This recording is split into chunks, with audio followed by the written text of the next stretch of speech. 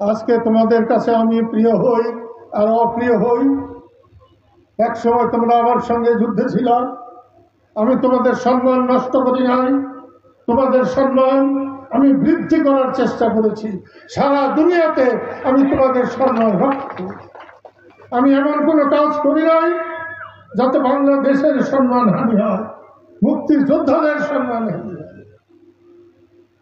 আমি জানি বড় কোনো কাজ করে কোনো মানুষের বেশি দিন বাঁচতে নাই। কেন আল্লাহ আমাকে বাঁচিয়ে রেখেছেন আমি জানি না।